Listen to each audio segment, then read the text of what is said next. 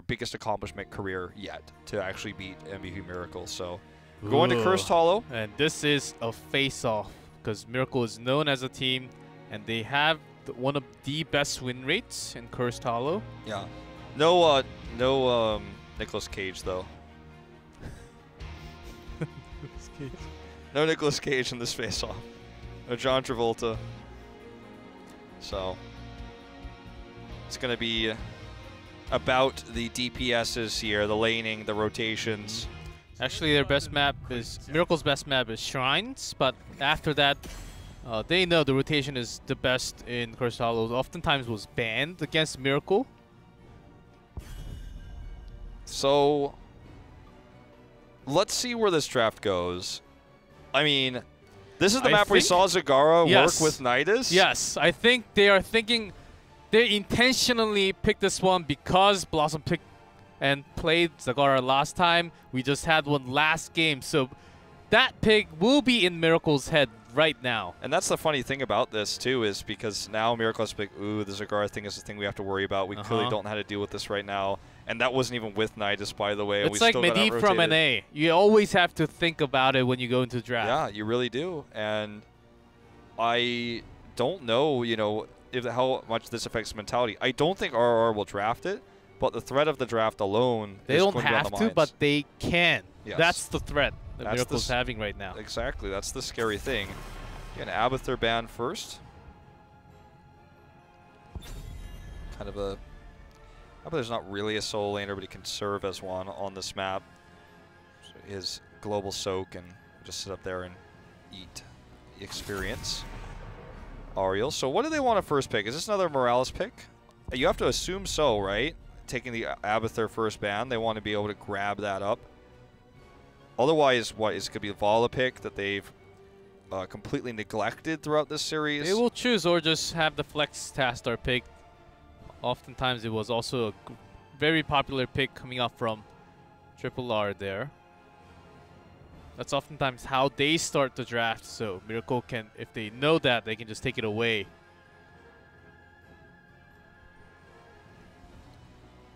Ooh, a little bit worrisome that they actually don't have a plan, considering we just came off of a commercial break, and Judy's face at the moment seems clueless. He's definitely not happy about it, but the face is his face shown because it's Dehaka will be locked in first. He'll be the solo laner. Instagraming Uther pick on the other side. Dehaka can also, even if there's a Zagara onto the other side, having a global for your team can actually deal with that potential network that could happen. So picking up global, really not worrying about the pick from the beginning seems like a nice approach coming out from Miracle. Yeah, I mean, Greymane is going to be useful in terms of map control only because of his camp clear times, and obviously speed of taking bosses can be a factor as well, right, with his auto attacks. Yeah, also you need the range to actually cancel all that channeling happening on the tribute. So they already have some ranged onto their side. Taking away Tastar seems like a pretty good choice. Yeah, it can also be a great tool for wave clear and tribute denial, as you said. Do they want to bring in their own Vala here? As Dami's thinking. Yes. I can answer that for you. Thank you. I thought you wanted to know, so I'm just trying to be helpful. Now, they already have the soul laner, so you're looking at a tank ban here probably, unless you really know what your support's going to be, and you like, if you want to ban Rhaegar here, that's a little bit weird, I think, because you're like, I mean, Rhaegar's only good for you, and Miracle's doesn't really get that much from it. Unless you're gonna take it, ban Lucio. Yeah, Lucio is okay. I think Kharazim is okay, but I'd rather see like just a Johanna ban or an Arthas ban here. Remove the Johanna wave clear, the blinds for Greymane. Morales. Okay. I guess this makes sense too. There's too many viable supports for me to remember all of them. Like, wait till we get to the 4 support meta, guys. Wow, just removing them left and right. So, I think they just pick Rhaegar now. it's pretty solid. Like, Greymane has a lot of health pool and gets a lot of value out of Ancestral if they're timed correctly. And I imagine it'd probably be Phantom playing the Rhaegar, and he's been really good tonight. So, I mean, just put Phantom on that. Rhaegar for some camp timings also, but they already have Greymane. If they think that's enough, bringing some Karazim can actually do a lot of aggro, some damage, melee damage, and lots of pressure in the zoning for Vala when she's trying to pressure into the front lines of the other side. That's up to them. However, whichever they prioritize it. They want to go for camp. I think, of course, as you mentioned, Rhaegar seems to be the better option. And they already have Greymane too, so it's like you have 2 great camp clears. You can take Wolf Run, you can dominate with that. That's my lean too. They pick up the Johanna, and it will be the Rhaegar. So Johanna not taken away because Lucio was banned. And also leaving the last solo lane again. They do have really good wave clear. Not quite as good, I would argue, as what they had last game because they have Uther instead of the Tastar. And, I mean, they don't have the best rotational power without a Lucio either. But I still think that it's viable. And now we're going to find out if Zagara is the solo laner, who she solo lanes against. It is going to be... Oh, no, already Dahaka's there. Never mind. My bad. My bad. That's a good matchup for Zagara, so that question's off the table. What we are looking for is the main support, so pardon me on that. The main healer here. Karazim mobile. And that's not his cell phone store popped up that he did in the Warcraft universe, or sorry, Diablo universe. He's mobile. Got the mobile cleanse, very helpful. Stitches Karazim, okay. I think you can actually Zagara here. What are you really afraid of? Stitches, hooking, as long as you track his positioning, I don't think it's that scary. I think Zagara is less likely. You will be out-globaled with the Dehaka on the other side. Has insane wave clear. Zagara also does, but not as much. And Zagara, even Dehaka brings the power into late games with ganks coming in with the Brushtucker from the bushes. And the potential in the team fight is huge. Isolation onto supports. But compared to that Zagara late game, you can't really make big team fight changing moves as a Zagara. I would agree with that. And I think that you can't win the early game as well as RR did in the last game with the Zagara pick here. But Conclave well versed on it. I mean, Sonya's pretty decent here. They've got Uther, they've got Rhaegar. They don't have a Tyrael, but Sonya's good. Malthael, very strong to deny the split pushing. Good with Uther. Gonna be Leoric. That's the least likely one I was thinking of. Greymane hyper carry did not work for our last time. The cool thing about the potential pick of the Malthael is that Malthael can get the Divine Shield and do so much percentage-based damage that bleeds in, while Greymane actually does the finishing blow with Go for the Throat. But Leoric doesn't do very much damage. Entomb can only give you so much. How many times since the double support meta have we seen Entomb hit the squishy DPS? Well, the DPS just sits there and gets healed until it goes away. Like, if you don't have enough damage, it won't matter if the CC comes through. Let's find out, though, if they can make this pick work. They dominated last game with the unusual Zagara pick. Can they close out the series? We're going to find out on Cursed Hollow.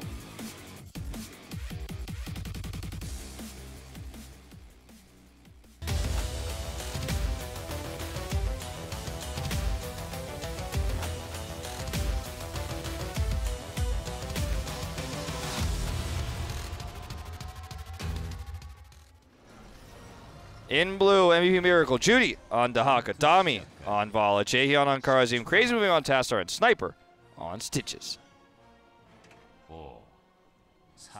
And in red, RRR, Odok on Greymane, MSG on Johanna, EZZ on Rhaegar, Kong on Leoric, and Phantom on Uther.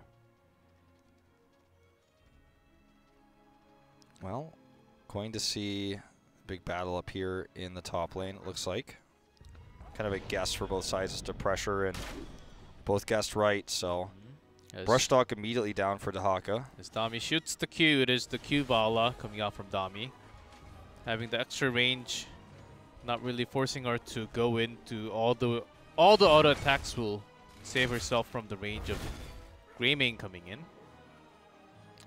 So because John has blinds and good wave clear, they're going to actually just lane swap here and try to look for pressure onto the Dahaka. This is a very common strategy in Korea right now versus global heroes, especially Dahaka, is to bully them.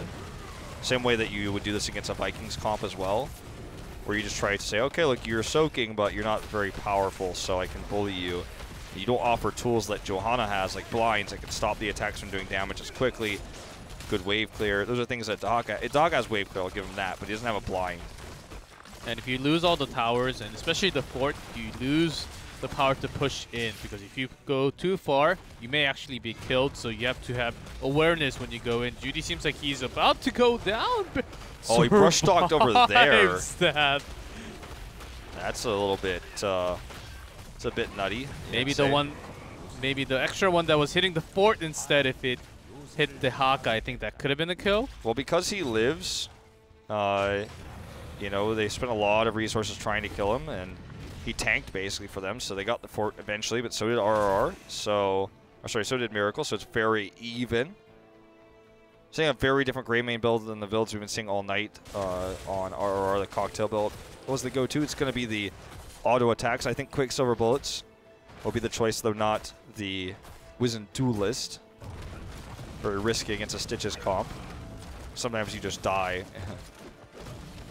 And obviously the poke will be very good against the Stitches comp and will be very good at delaying tributes.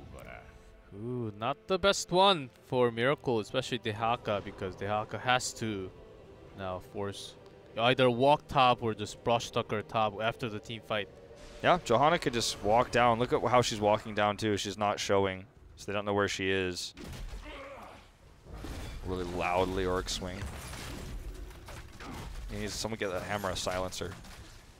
Okay, Johanna's coming down. Dahaka actually goes mid. Wants to soak to at least get some extra pressure down. They do have the top cap, which is something that RR does not have. But already the tribute is captured. Dami very low.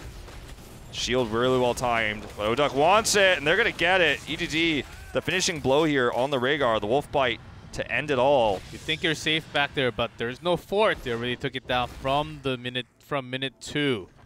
And that's part of the reason why, as you were saying, that's such a bad tribute spawn for Miracle. There's nothing to fall back on. No, of course, no well to tap on either, so they lack sustain. And on that same note, the mercenary camp that's pushing top right now isn't threatening a fort because that fort is already dead. So the fort that's already dead works in favor of RRR, whereas the fort that's down for Miracle works against them. So good usage by RRR of an unlucky tribute spawn. And speaking of unlucky tribute spawns, this one's at least in better position for Miracle to take team fights with the Stitches, but it's not going to help them in terms of global yet again. Same problem. Hook coming through. EGZ is caught here. This is what I was talking about, but she will be able to wolf run her way out of that one. And Oda comes just in time to help Judy not get the dragon onto EGZ, and Judy goes very low. 5v4 fight here, though, for Miracle. Good cleanse. Lens coming out from Uther. Ventum doing his work, but does go down with all the extra damage. Kong just came too late for them to try to fight this long at this position. It was too risky, and now he's just going to soak mid, it looks like, and head top. Tribby gets taken a little bit late here for Miracle, but they don't really care. Daka goes top. And this is a complete turnaround now.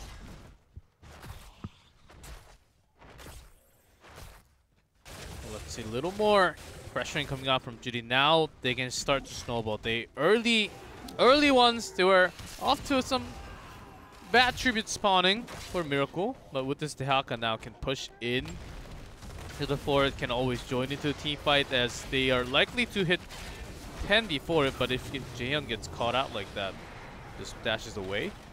No, very difficult to pick in that situation, but they were careful there at the end.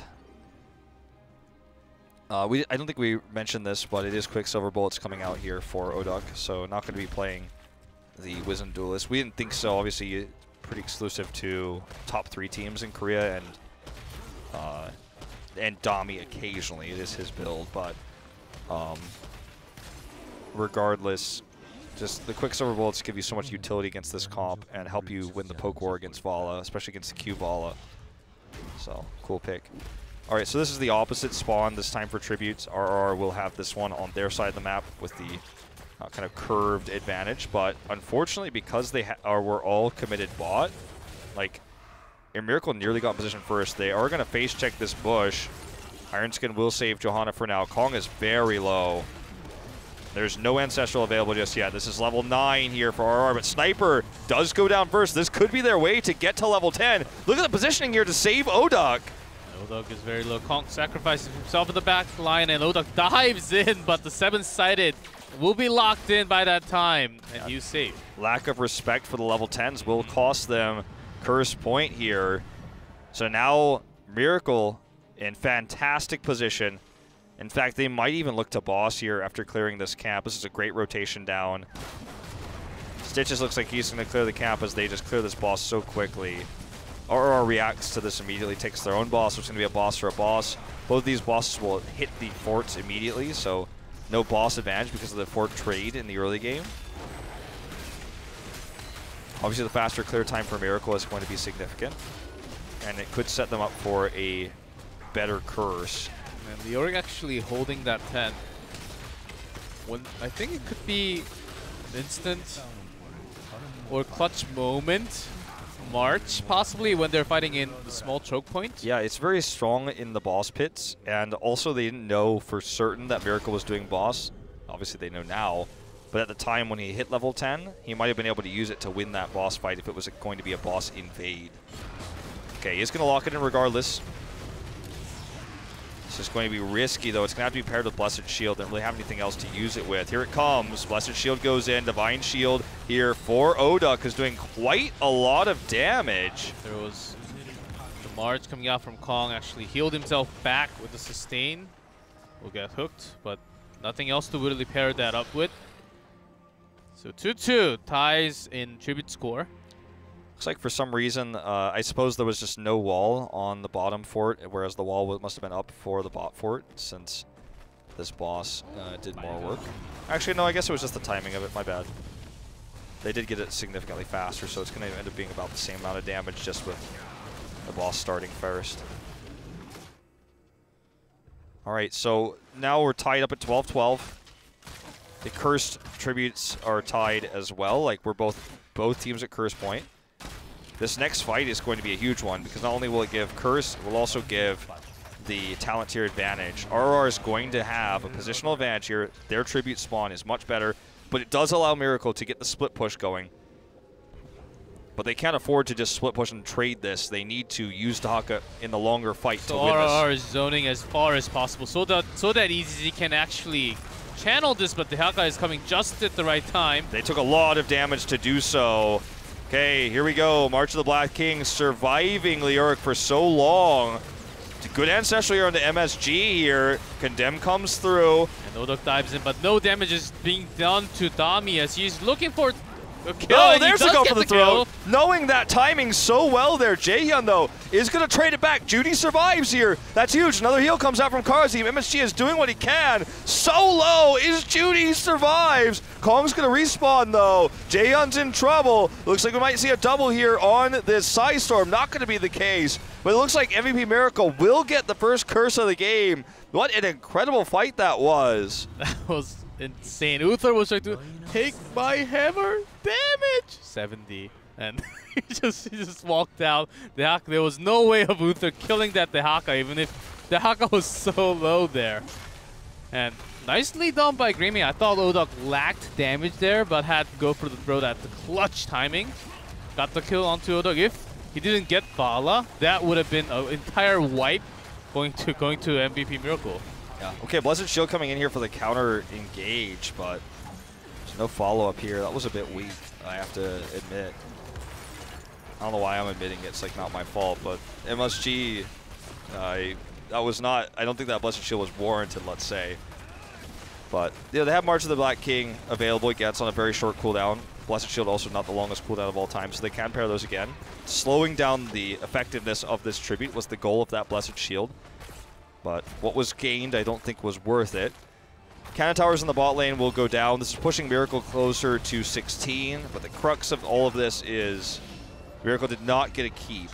And now, you know, as we scale into the mid-game, if RR wins just one fight and they are now able to be a little bit more liberal with the tributes, they get their own curse. So it's always ideal to get the maximum amount of damage with the first curse because second curse can be more deadly. And when you're 2-2 like this, like if you're 2-0 and you get that curse first, it's okay because the next curse is going to be that much later in the game and they're not going to even have the 2, so you can fight a lot. But when it's 2-2 and you get the first one, you need to do a lot with it. I think they did just barely enough. But the fact that they didn't get keeps and they didn't get 16 immediately means RR could definitely swing this game back. They have a lot of time to catch up on Talontiers. And one curse will be enough for them to actually catch everything up. Miracle, after the curse, they are leading at the moment, will be a big power spike again, 16 for sure. But RR holding in that 2 tributes now. Let's see where the next one spawns. I'm trying to remember. I want to say bottom left, I believe. But anyway, one day that'll be a part of our UI and casters won't have to remember. Guarantee you MVP knows. Daka is in position for that if that's the case, in fact, right now to the bottom left. So you can grab that and then come in for the fight. They're just trying to siege to grab a keep. Look at this push. It's incredibly strong. And it just forces RR to react, makes it tougher for them to soak for experience. So Miracle maintains this experience lead for much longer. Actually, RR is not willing to give up this night camp, it looks like. Coming through here, 16 just around the corner for them, though. And Judy this entire time was clearing the camp at the bottom, now even pushing the lane hard. Alright, where is that tribute? Oh, nope, top right. Oh, Dahaka can hold on to Odak. Oh, 7-sided is going to get the kill.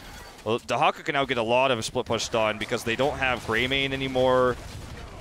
And Dahaka's just going to look to get extra soak, try to push for 20. He's in such good position. I think that was the pull for the game. It certainly feels like it at this stage. By the way, don't do that with your Psy Storm. Always wait for the first one to be almost done before you push the second one. Crazy was getting a little bit excited here. So, boss gets taken. They're gonna. Oh my God! No way! Over the wall. May survive? Those guys slow, but here comes Karazim. Even have to use the burst. Ancestral does connect, but a lot of tools use Blessed Shield out. Ancestral out. A hook for 2 massive heroics. I'll take it any day of the week. Still got boss. Those heroics aren't going to be available now on the defense here of this boss that will likely get a keep. Dahaka's coming back up. Sniper's super low though. Kong will go down in trades here. But Odak will he be able to survive? There's no Ancestral. Divine Shield is all they've got. It's used onto EGD. And that means that that is not going to be any DPS left here for RR. It looks like, Chikov, we are going to a Game 5. Another good pull here. And it looks like Miracle is just going to waltz their way to victory, walk down the red carpet. It seems like it as Sastar. I think the nullification timing was great, taking down all the damage output that was allowed for Greymane to be reduced significantly for that 4 seconds. I think that was a big tool Miracle had. Of course, rotational-wise, those pulls, they had the snowball from the second half, and they took the game just like that. We're going to a full series, Wolf. Yeah, I mean, Miracle's not messing around. This map choice for RR was a risky one. As we saw there, the understanding of the global was, I think, realistically what led Miracle to such great success there. And it's been a while since we've had a full series between these two teams. I mean, we've seen a little bit of everything here, right? I mean, we're watching old favorites. We got to see Crazy Moving's Jaina. I got to see Kong's Zagara. I feel like I've taken a time machine. And it's been a really pleasant evening. To be honest, that was a really fun second game there. And then the 4th game here is like getting to be this really tense, Cursed Hollow game. Dahaka wins out. Good plays, and you and I have been slowly, I think by the end of the series, very impressed by Phantom's play overall. Yes, I am impressed by Phantom's play, and oftentimes, well, he did make few mistakes, but of course you make few mistakes all the time. And as a sub for the team, I think he's filling in pretty well for the team, and he was not the weak link as I expected to be. And oftentimes his support play was pretty awesome. And just having Greymane solo hyper carry did work against the double mage in game number 2. But of course not this one when you have Tassadar away from your hands. The shields were coming in handy all the time for Vala. Of course, Odok did get few kills when he dove in, but I think actually maybe only one in that game. Other times he was also pulled from Stitches, was solo killed from all the burst damage. The big mistakes at the late game actually really cost them big. Yeah, I think like sometimes the entire game is decided by that late game, and they couldn't get the curse. If they got the curse, there's a window back into that game. They have the comeback experience, and I mean, it just didn't happen. The picks that happened in the late game were kind of odd. Actually, like Sniper got the blind hook after missing like point blank range hooks like 4 times. That's the Stitches factor though. That's why, you know, I was talking about like they cannot go Wisdom Duelist, for example. Like sometimes you just get hooked blind, you die and you lose all your stacks and your entire build is ruined. Risky to do that. Went Quicksilver Bullets instead. Was Odok, but I can't say I was impressed with the Stitches play that much, but it did win them the game in the end because at the end of the game where the hooks mattered most, he was able to hit them. So